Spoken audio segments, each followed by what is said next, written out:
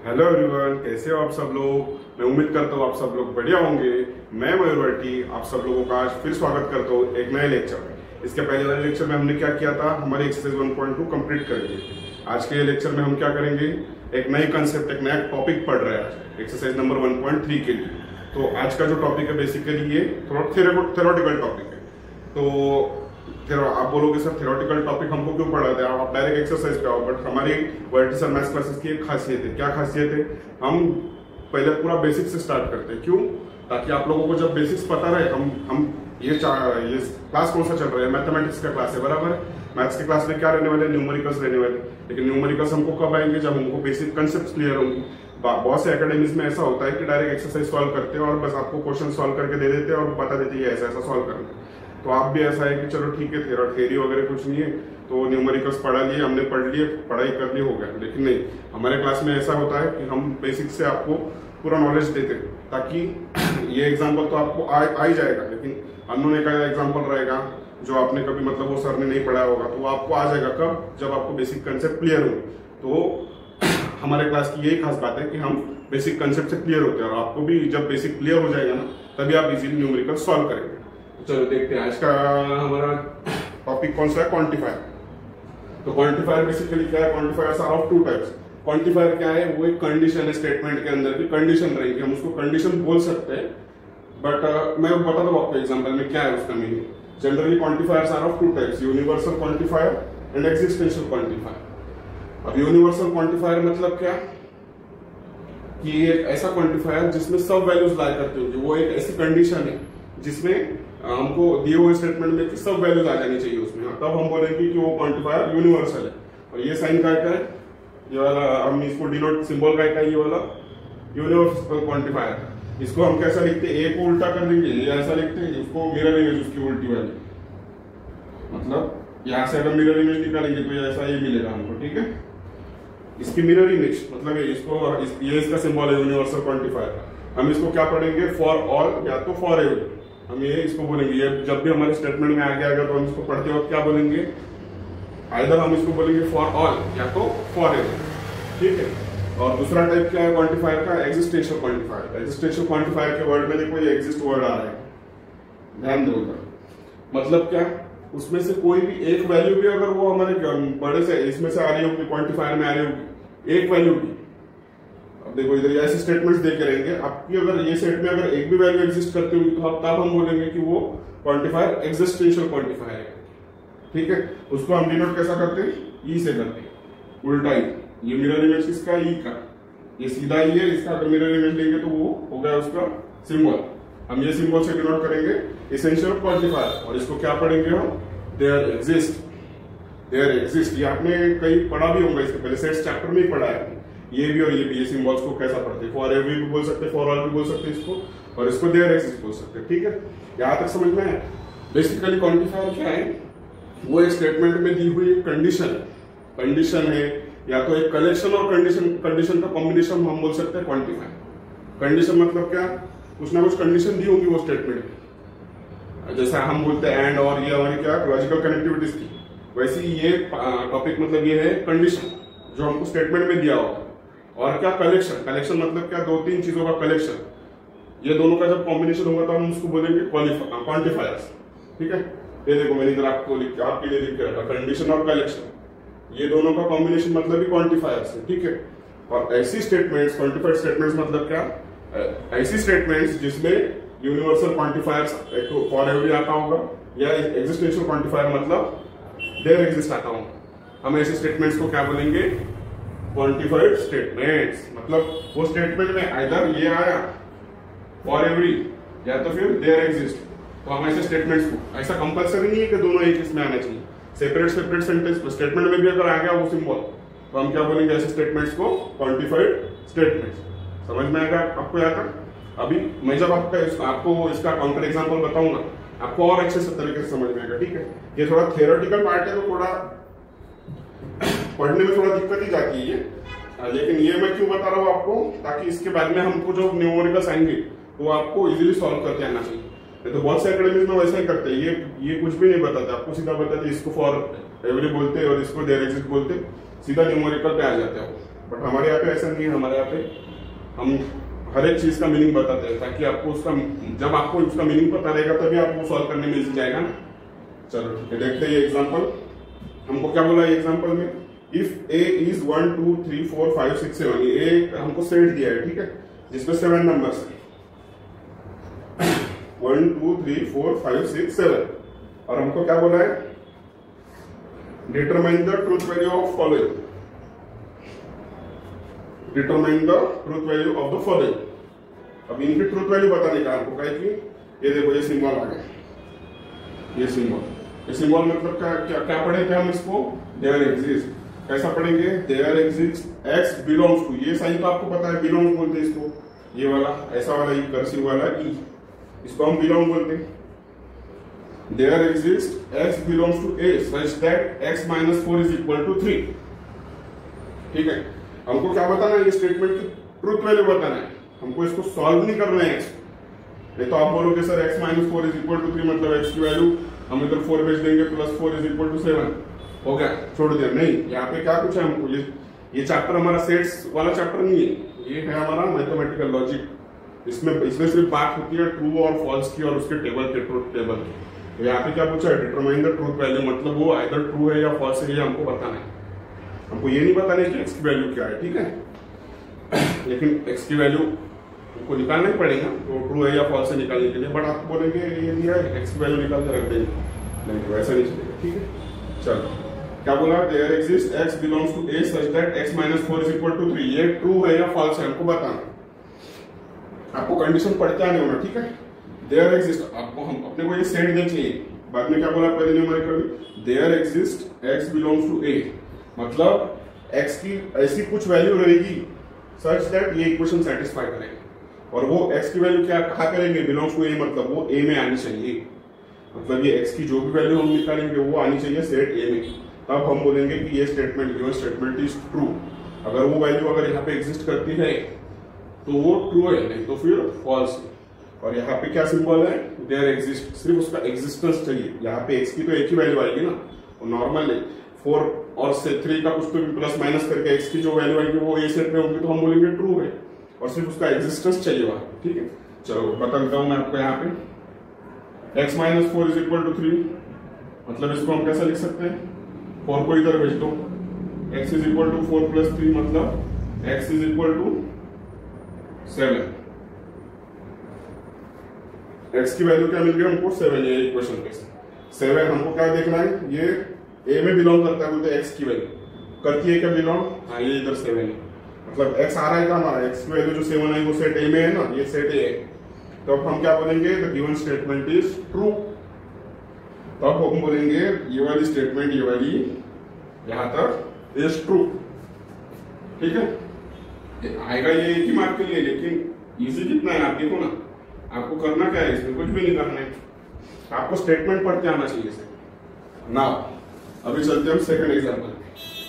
अभी यहाँ पे क्या बोल रहा है, ये सिंबल आ गया हमारा, कौन सा, यूनिवर्सल क्वांटिफायर, इसको हम क्या पढ़ते हैं, फॉर एवरी या for all x belongs to A, x belongs to A such that x plus 1 will be always greater than and equal to 3, मतलब हमको एक्स, लेकिन अभी देखो मैं क्या बोल रहा हूँ, यहाँ पे हमारा क्या था, सीधा एक वैल्यू मिल गई, वो एक वैल्यू हमको सेट ए में दिखी, हमने ट्रू बता दिया। यहाँ पे क्या है, फॉर एवरी मतलब क्या, एक्स की जितनी भी वैल्यूज आएंगी वो सब सेट ए में आना चाहिए, अगर उसमें से एक भी वैल्यू हमको नहीं आ रही है ये स्टेटमेंट पे से, तो ये स्टेटमेंट हम बोलेंगे कि कंप्लीटली फॉल्स है, ठीक है। चलो ये स्टेटमेंट क्या है, फॉर ऑल है, for all for every X belongs to A, सब एक्स के लिए ये जो इक्वेशन है इसकी सारी वैल्यूज आना चाहिए सेट ए में, तब हम बोलेंगे कि ये स्टेटमेंट ट्रू है। चलो निकाल लेते हैं, कैसा निकालेंगे, x प्लस 1, एक एक वैल्यू डाल के देखते हैं ना, x की वैल्यू जब हम 1 डालेंगे तो 1 प्लस 1 इट विल बी 2 बड़ा है क्या, 3 से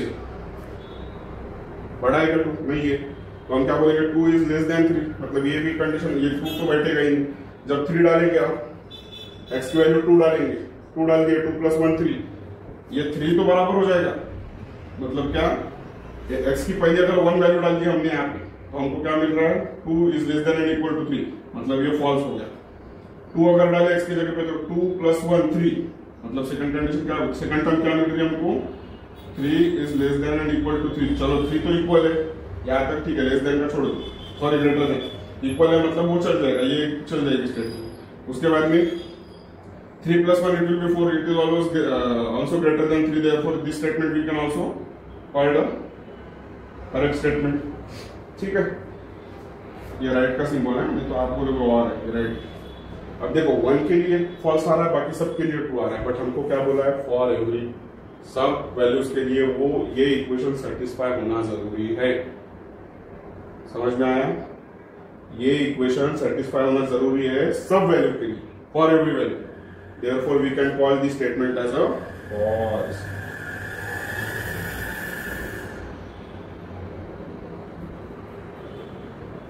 समझ में आ गया मैंने क्या लिखा? अभी चलो थर्ड स्टेटमेंट देखते हैं। For every x belongs to a, 8 - x is less than and equal to 7। चलो x की एक वैल्यू डाल के देखते हैं। फॉर एवरी आया मतलब हमको सब चेक करना पड़ेगा एक वैल्यू डाल के उसमें कि हमको मिल रही है नहीं। x की वैल्यू जब 1 डालेंगे तो 8 - 1 will be 7, it is equal to 7, also less than and equal to 7। पहले स्टेटमेंट तो ट्रू मिल गई हमको। दूसरी स्टेटमेंट 2 डालेंगे 8 - 2 it will be 6, 6 is always less than and equal to 7, ये भी करेक्ट है। उसके बाद में क्या आएगी 3 डालेंगे तो 5 आएगा, it is always less than equal to 7, बराबर। जब हम 4 डालेंगे x की वैल्यू तो हमको क्या मिलेगा 4 is always less than and equal to 7। 5 डालेंगे तो 3 is less than equal to 7। 6 डालेंगे तो 2 is less than equal to 7। 7 डालेंगे तो 1 is always 1 is less than equal to 7। मतलब हमको ये सारी वैल्यूज मिल रही है। जब सारी वैल्यूज हम डालेंगे x की तरह की करके हमको ये सारी वैल्यूज रिपीट मिल रही है। देखो पहले 7 मिला, फिर 6 मिला, आप जैसा जैसा सॉल्व करोगे वैसा वैसा आपको वैल्यूज मिलते जाएंगे। 3 is less then 7, 2 is less then 7 and 1 is also less then 7। और कैसा है वैल्यूज तो आपको मिल ही रही है ये सेट में की, बट ये स्टेटमेंट भी सारे कैसे है ट्रू स्टेटमेंट्स है, सब एग्जिस्ट भी करते हैं और ये रिलेशन भी satisfy कर रहे हैं। Therefore we can call this statement as a truth value of this statement will be true, correct? चलो यहाँ तक समझ में आएगा। अब देखते हैं फोर्थ एग्जांपल। फोर्थ एग्जांपल में हमको क्या बोला, ये सिंबल किसका है देयर एग्जिस्ट, मतलब इसकी एक भी वैल्यू अगर सेट में आती है तो हम बोलेंगे स्टेटमेंट ट्रू है। There exist x belongs to a such that x + a is equal to 16। x की ऐसी वैल्यू आएगी ये इक्वेशन पे से जो हमको सेट a में मिलनी चाहिए। चलो सॉल्व कर लेते हैं उसको। x + 8 इज इक्वल टू 16, मतलब क्या 8 को इधर भेज दो तो x क्या मिलेगा 16 - 8, तो x will be equal to 8। अब x की वैल्यू 8 मिल गई हमको। 8 है क्या हमारे सेट में 7 तक ही, तो हम क्या बोलेंगे this statement is also false.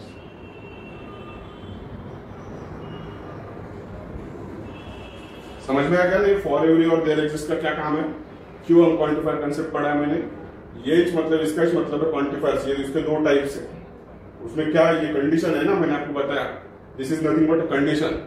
Condition कैसी, अगर देयर एग्जिस्ट आ रहा है तो वहां पे सिर्फ हमको देखना है कि एक वैल्यू भी एग्जिस्ट करती है क्या वो यूनिवर्सल ऊपर वाले सेट। और फॉर एवरी मतलब यूनिवर्सल क्वांटिफायर जब आ रहा है वो कंडीशन कैसी है, उसमें सारे वैल्यूज हमको उधर चाहिए यूनिवर्सल सेट में, मतलब गिवन सेट में सारी वैल्यूज, तब हम बोलेंगे कि ये स्टेटमेंट ट्रू है या फॉल्स है एक्स वाई। वो सबका कलेक्शन एक सेट है, इसलिए मैंने क्या बोला था कलेक्शन और कंडीशन का कॉम्बिनेशन है क्वांटिफायर। और ऐसे स्टेटमेंट्स जिसमें एग्जिस्टेंशियल क्वांटिफायर या तो यूनिवर्सल क्वांटिफायर आता होगा, तो ऐसे स्टेटमेंट्स को हम बोलेंगे क्वांटिफाइड स्टेटमेंट्स। समझ में आ गया? चलो ये नोट डाउन कर लो, इसके बाद का पार्ट हम देखते हैं। तो उसके बाद में हम देखते हैं ड्यूअल टॉपिक। ठीक है, ड्यूअल मतलब क्या, ड्यूअल मतलब वो ड्यूअल नहीं है कि ड्यूअल मतलब 2। हम क्या बोलते हैं ना, तो मेरा मोबाइल ड्यूअल सिम का मतलब 2 सिम का मोबाइल है, उसका मतलब 2। तो यहाँ पे वो ड्यूअल का मतलब वो ड्यूअल नहीं है, ये ड्यूअल का मतलब दूसरा। यहाँ पे हम क्या बोलेंगे, if we have 2 statements P and Q, क्या बोलेंगे P एंड Q हमारे पास 2 स्टेटमेंट्स है विच कंटेन्स लॉजिकल कनेक्टिविटीज। मतलब सपोज ये देखो, ये 2 हमारे पास स्टेटमेंट्स है और इसमें एक लॉजिकल कनेक्टिविटी और करके। ठीक है, हम क्या बोलेंगे, if we have 2 statements which contains logical connectivities and और, सिर्फ यही दो स्टेटमेंट्स है, एंड और ये एक तो ये दो लॉजिकल कनेक्टिविटीज होना, या तो फिर टॉटोलॉजी एंड कॉन्ट्रडिक्शन। इसको हम डिनोट करते हैं स्मॉल टी का मतलब क्या है, टॉटोलॉजी, और सी का मतलब कॉन्ट्रडिक्शन। ये मैंने बताया था आपको जब ये पढ़ाया था। तो small T and small C, मैं क्या बोल रहा हूं, एक बार स्टेटमेंट की तरफ ध्यान से देखो। If we have two statements which contains logical connectivities like and और टी एंड सी, मीन्स ये अगर हमारे स्टेटमेंट्स में होगा तब हम वो स्टेटमेंट्स को ड्यूअल बोलेंगे। कब? When one statement is obtained from other, एक स्टेटमेंट से हमको सेम दूसरी स्टेटमेंट मिलेंगी, बट कब? By interchanging this with this and this with this. समझ में आया क्या मैं क्या बोल रहा हूं? चलो ध्यान दो इधर, ये हमको दो स्टेटमेंट दी है पी एंड क्यू। मैं क्या बोल रहा हूं, ये स्टेटमेंट को हम ड्यूअल बोलेंगे। कब ड्यूअल बोलेंगे?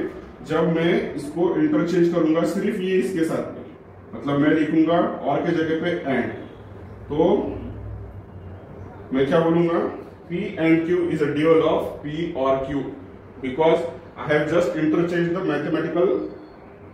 logical connectivity और का कन्वर्जन मैंने एंड में कर लिया, तो ये P and Q will be dual of this P और Q। सेम फॉर और, अगर यहाँ पे एंड अगर P and Q होता तो मैं उसका ड्यूअल क्या लिखता, P और Q। अगर सपोज मेरे को ये तो हो गई दो स्टेटमेंट P और Q के लिए। if suppose the given statement is tautology, अगर P होगा इधर, T and Q होगा, तो इधर T के जगह पे हम क्या लिखेंगे, tautology के जगह पे contradiction C लिखेंगे, एंड के जगह पे और लिखेंगे। ये स्टेटमेंट जैसे के वैसा, P और Q में no change, only we will interchange these two connectivities and tautology into contradiction or contradiction into tautology.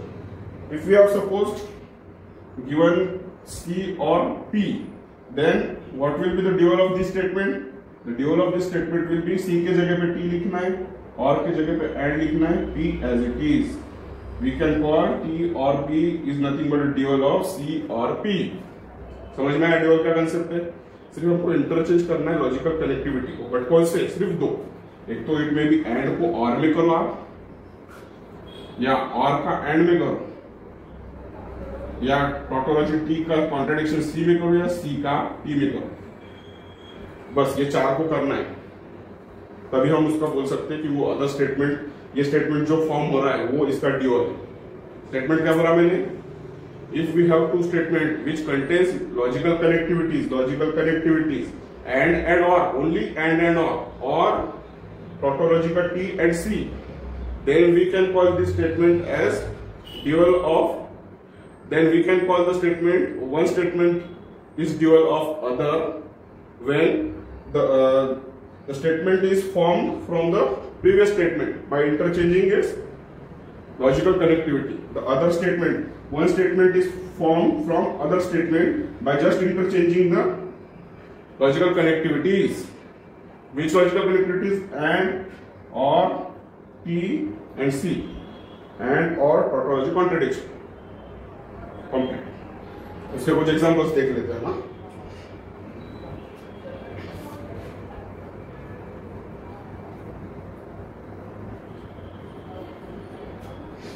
चलो इसके कुछ एग्जांपल्स देख लेते हैं।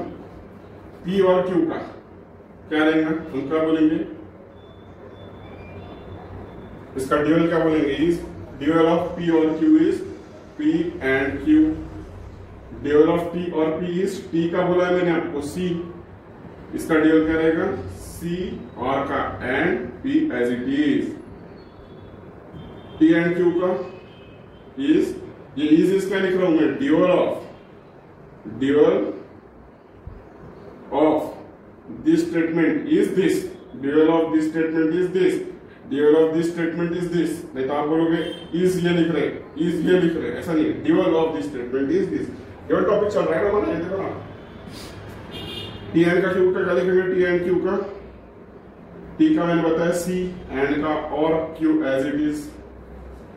समझ में आएगा कितना इजी है? चलो इधर देख लेते हैं, इसका क्या आएगा, ड्यूअल पी तो एज इट इज, एंड का और Q as it is, and का सॉरी और का and R as it is. T का क्या करेंगे, सी करेंगे, टोटोलॉजी का कॉन्ट्रडिक्शन करना पड़ेगा, और का एंड करना पड़ेगा, ब्रैकेट पी जैसे के वैसा, और का एंड क्यू। समझ में आएगा? चलो अभी इधर देखते हैं, इसका क्या करेंगे, P as it is, and का और, square bracket as it is, negation of Q as it is, and का सॉरी और का and, bracket as it is, P and का और, क्यू और का and, negation of R, square bracket complete. This is the dual of this statement. चलो ये note down कर लो, इसके बाद में हम देखते हैं निगेशन वाला। चलो इसके बाद का हमारा टॉपिक क्या है, negation of compound statements. Compound statements मतलब क्या, conjunction, disjunction, conditional and biconditional. डिनोशन तो पता है हम डिनोट कैसे करते हैं, कंडीशनल मतलब पी एंड क्यू, डिसजंक्शन मतलब पी और क्यू, कंडीशनल मतलब P imply Q, and bye conditional मतलब P डबल imply Q। ठीक है, अभी क्या करना है हमको, इसका निगेशन निकालना है, कंजंक्शन का, अपना कंपाउंड स्टेटमेंट का निगेशन ऑफ कंजंक्शन। चलो negation of P and Q, हम इसको कैसा लिख सकते हैं, निगेशन ऑफ P, आप बोलोगे सर इसको क्या ऐसा लिख लेंगे, negation of P and negation of Q, हो गया। ऐसा नहीं चाहिए, कोई भी चीज की वैल्यू रीजन होता है कोई भी चीज के पीछे। ठीक है, निगेशन ऑफ P का, P एंड Q का निगेशन कैसे लिखेंगे, निगेशन ऑफ P एंड का और निगेशन ऑफ Q।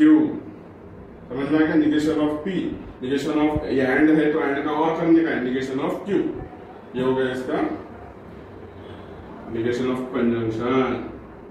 ठीक है, अगर आप बोल रहे होंगे, आपको मतलब लग रहा होगा कि मैं कहां से बोल रहा हूँ, कैसा बोल रहा हूँ, ये कैसा हम बोलेंगे कि ये इक्वल है, तो आपको सबसे बेहतरीन तरीका बताता हूँ मैं, ये राइट है कहीं रॉन्ग है देखना मतलब मालूम पढ़ने का।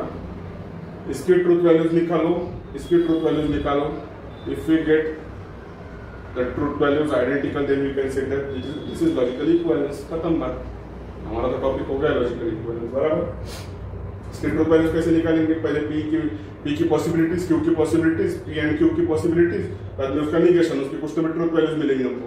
सिमिलरली इधर का करो, निगेशन ऑफ P निकाल लो, निगेशन ऑफ Q निकाल लो, उनका और कर लो। अगर इधर का सेम आता है तो हम बोलेंगे कि ये given statement pattern is correct और लॉजिकल इक्विवेलेंस। इसलिए मैंने बोला negation of P and Q, हम इसको कैसा लिखेंगे, negation of P and negation of Q। हम बार बार कितने बार टेबल ड्रॉ करते बैठेंगे, कैसी वैल्यू फाइंड करेंगे, इसलिए मैंने आपको अभी ये डायरेक्ट लिख के दे रहा हूँ कि निगेशन ऑफ कंजंक्शन क्या लिखेंगे। अगर सपोज हमको इसकी वैल्यू डायरेक्ट पूछी, negation of P and Q, तो इसका हम क्या लिखेंगे, निगेशन ऑफ P और निगेशन ऑफ Q। चलो अब हम देखते हैं निगेशन ऑफ डिसजंक्शन, मतलब P और Q के लिए।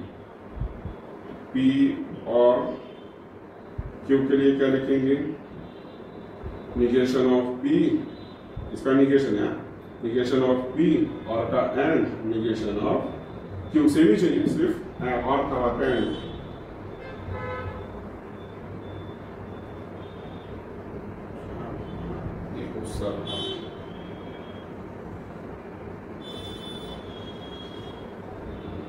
ठीक है, अभी देखते हैं निगेशन ऑफ कंडीशनल का। कंडीशनल में क्या बोला हमको, P इंप्लाई Q, इसको कैसा लिखेंगे, इसका हम negation of P imply Q का P एज इट इज लिखना है, फिर सिंगल इंप्लीकेशन है तो एंड लिखना है, फिर निगेशन ऑफ Q।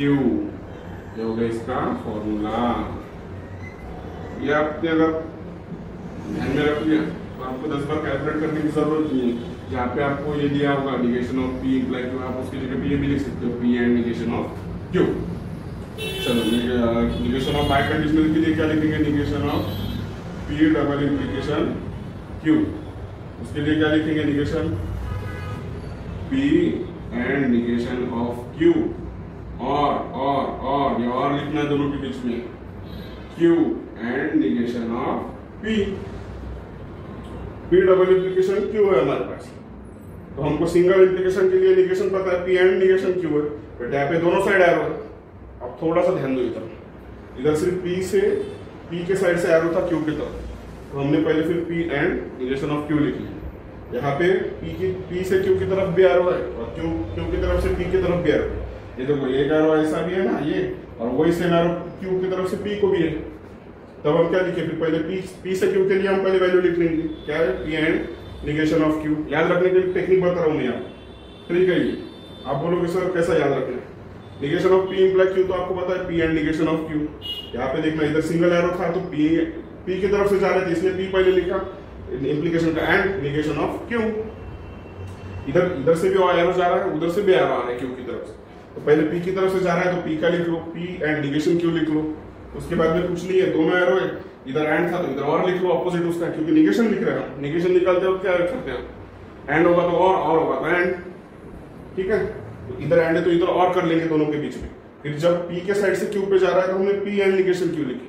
जब Q के साइड से P पे आएगा वो इधर से इधर आएगा तो क्या रहेगा, Q and negation of P। Simple, समझ में आएगा। चलो ये नोट डाउन कर लो चार, हमको इसका काम पड़ेगा एक्सरसाइज में, ठीक है। तो फ्रेंड्स हमारा ये लास्ट टॉपिक है ये एक्सरसाइज के लिए, कॉन्वर्स, इनवर्स एंड कॉन्ट्रापोजिटिव। इसके बाद में हम सीधा एक्सरसाइज नंबर 1.3 स्टार्ट कर देंगे, ठीक है। तो क्या ये हम देखते हैं, ये क्या है कॉन्वर्स, इनवर्स और कॉन्ट्रापोजिटिव।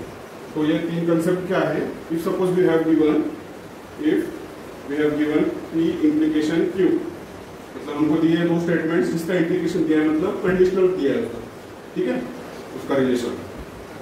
तो अब जब हमको हमारे पास ये स्टेटमेंट है P इम्प्लीकेशन Q, तो ये स्टेटमेंट पे से हम कॉन्वर्स, इनवर्स और कॉन्ट्रापोजिटिव बता सकते हैं कि कौन से स्टेटमेंट का कॉन्वर्स, ये स्टेटमेंट का कौन सा कॉन्वर्स रहेगा, क्या कौन सा स्टेटमेंट रहेगा, ठीक है। तो चलो मैं बताता हूँ आपको एक बार।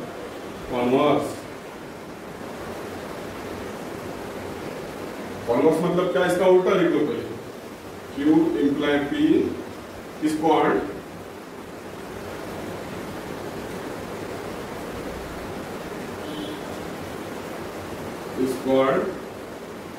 कॉन्वर्स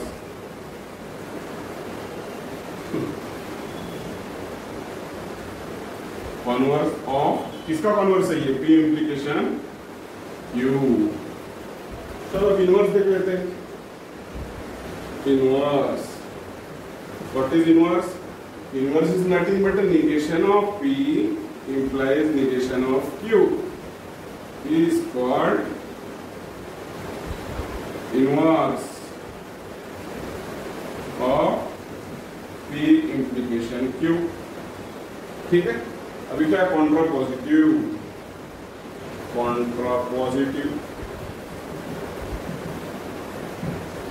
कॉन्ट्रापोजिटिव में क्या है, इसका उल्टा, negation of Q implies negation of P is called contrapositive of P implication Q, ठीक है। समझ में आ गया क्या कंसेप्ट है, कॉन्वर्स, इनवर्स और कॉन्ट्रापोजिटिव। Q implication P, ये कॉन्वर्स है P implication Q का। Negation of P implies negation of Q will be inverse of P implication Q, and negation of Q implication negation of P is contrapositive of P implication Q। तो अभी हमारे यहाँ पे almost 1.3 में लगने वाले सब कॉन्सेप्ट्स मैंने क्लियर कर दिया आपको। नेक्स्ट लेक्चर में हम एक्सरसाइज स्टार्ट करेंगे 1.3 की। आई होप आज जो कुछ मैंने ट्राई किया आपको एक्सप्लेन करने का, आपको अच्छी तरीके से समझ में आ गया होगा।